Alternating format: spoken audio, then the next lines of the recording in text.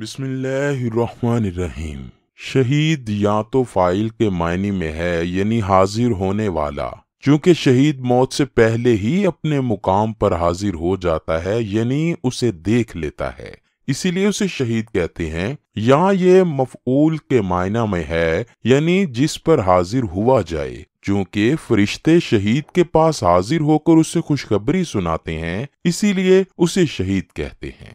नाज़रीन गिरामी, कुरान पाक और सही अहादीस में शहीद की 20 इकसाम बयान की गई हैं, यानी 20 ऐसी वजूहात हैं कि जिनसे मरने पर मरने वाला शहादत का दर्जा पा लेता है। नंबर 1, जो बंदा दीन हक की खातिर कत्ल हो जाता है उसको शहीद का दर्जा दिया जाता है। नंबर 2, जो बंदा पेट की शदीद बीमारियों में मुब्तला हो, मसलन लूज मोशन और गुर्दों की बीमारियों की वजह से बंदे के पेट में पानी भर जाए, अगर इस हालत में मरीज की मौत वाक़या हो जाए तो उसे भी शहीद कहा जाएगा। नंबर 3, जिस बंदे की मौत पानी में डूबने की वजह से हो वो शहीद कहलाएगा। नंबर 4, अगर कोई बंदा किसी दीवार या छत के नीचे आकर मर जाए उसे भी शहीद का दर्जा दिया जाता है।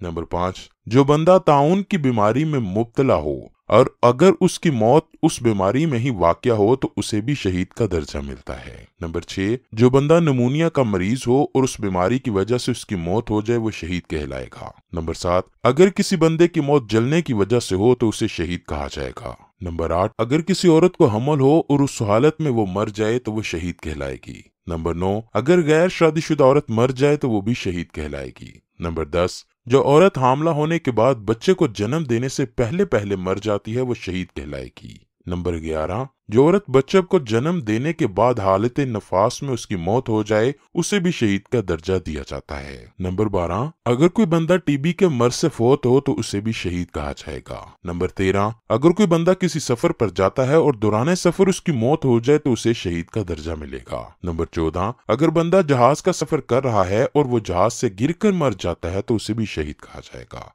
नंबर 15, इस्लामी मुल्क की हिफाजत करते हुए किसी की मौत रूनुमा हो जाए तो वो भी शहीद है। नंबर 16, अगर किसी की मौत गड्ढे में गिरने की वजह से हो जाए तो वो शहीद कहलाएगा। नंबर 17, अगर किसी बंदे को कोई मुजी जानवर, दरिंदा या कोई परिंदा खा जाए तो उसे भी शहीद कहा जाएगा। नंबर 18, अपने माल और अहलो अयाल, अपने वालिदैन, अपने दीन और राह हक की खातिर कत्ल होने वाला शख्स शहीद कहलाएगा। नंबर 19, किसी बेगुनाह मुसलमान को हाकिम वक्त जुल्म तशद्दुद के तौर पर कैद खाने में कैद कर दे और उस हालत में उसकी मौत हो जाए तो वो भी शहीद कहलाएगा। नंबर 20, जो बंदा दिल से अल्लाह से दुआ मांगे कि ऐ अल्लाह पाक मुझे शहीद का दर्जा नसीब फरमा, तो ऐसे बंदे की मौत अगर बिस्तर पर भी हो जाए और अगर अल्लाह उसकी दुआ कबूल फरमा ले तो उसे भी मौत के वक्त शहीद जितना ही सवाब मिलेगा।